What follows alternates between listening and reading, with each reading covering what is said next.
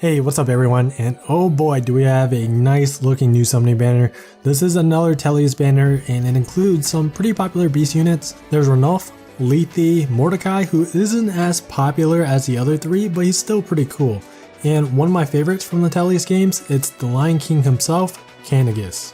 In this video I'm just going to give you guys a quick rundown on all the new skills and give you guys my first impression on each and every one of these units. Then at the very end, I'll summarize things up with any additional thoughts I have on the banner as a whole. Let's begin with Ranulf. He's a green beast cavalier, which makes him the second one. The first is of course Caden, who was released about 2 months ago. Caden, as we all know, is a very supportive type of unit.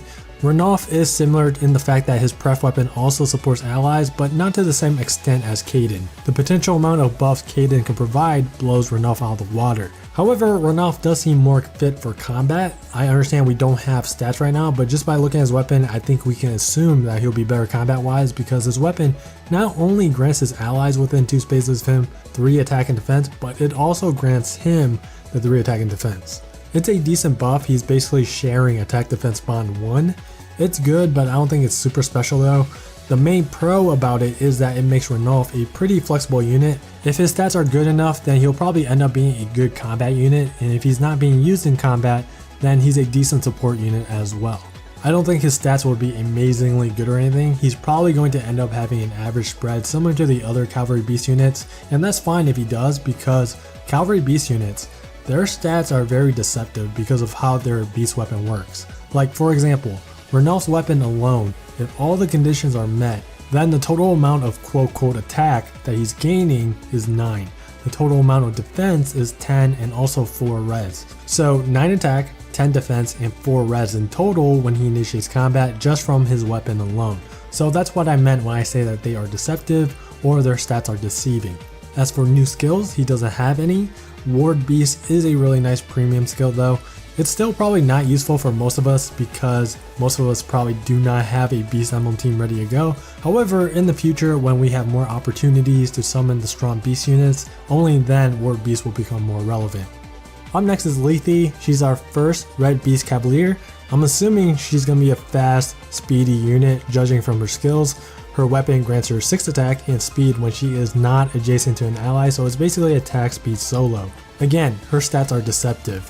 When all the conditions are met and when she initiates combat, her weapon alone grants her 12 attack, 9 speed, 4 defense, and 4 res. Also, don't forget that cavalry beast weapons prevent foes from doubling if the unit transformed. That's still going to be useful on Lethe regardless if she's super fast or not because it can help negate quicker post and turn it into a speed check. Anyways, those are some really good offensive bonuses. I would definitely pay attention to her stats when they get data mined. I doubt she'll have a crazy attack stat. I'm guessing it'll be somewhere in the low 30s. If it's any better, like somewhere in the mid 30s, then she would be a pretty strong or stronger unit rather. I think it's safe to say that she'll end up being a strong player phase unit regardless because of her weapon alone. She has one new skill, which is speed defense solo in the A slot. It complements her weapon well obviously. She probably wants attack speed solo more than speed defense to make her more threatening offensively, but again, you gotta wait till the stats come out. For fodder, this skill is pretty good on staff units that have good speed but underwhelming attacks such as Ethlyn, Nana, and Clarine. If you build these 3 for survivability and for the sole purpose of going in, attacking, not really dealing much single target damage, but instead just for inflicting the stats effect from their weapon, then speed defense solo is great for that. The third unit is Mordecai. He's our second blue beast infantry unit. I feel like this guy is the one people are sleeping on. I think he's definitely more useful than Ranulf and Lethe because his weapon is sort of like the Link skills, except that instead of buffing, it debuffs. So for example, if you use Mordecai to smite air, then the foe's 2 spaces of air will get inflicted -4 in their attack, speed, defense, and res. Now if you combine that with an actual Link skill such as the one in his beast slot, attack defense Link, then Mordecai not only debuffs the foes, but he'll buff the unit getting smited.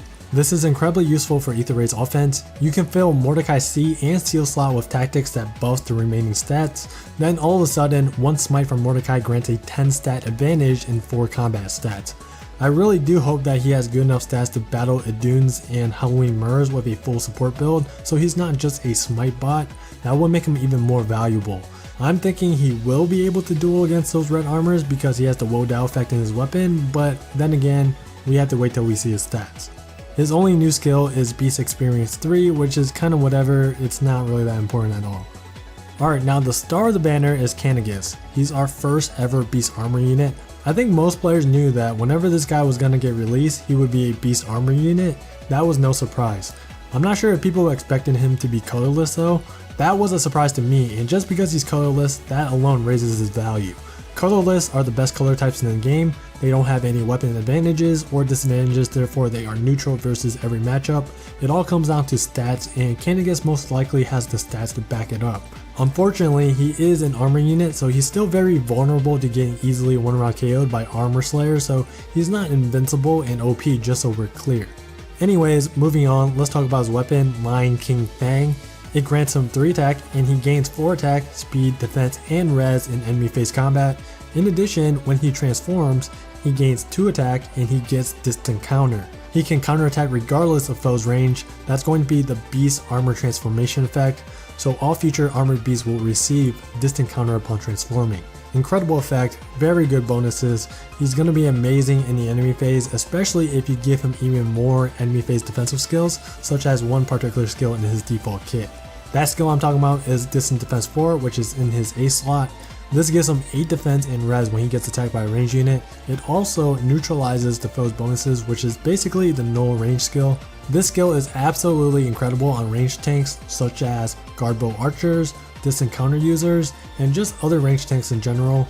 If you really think about it, if a ranged foe is granted display buffs, let's say +6 in attack. If a ranged foe has +6 attack buffs, then Distant Defense 4 is reducing 14 damage and 28 if the foe doubles. That's a lot of damage being mitigated just from one skill alone.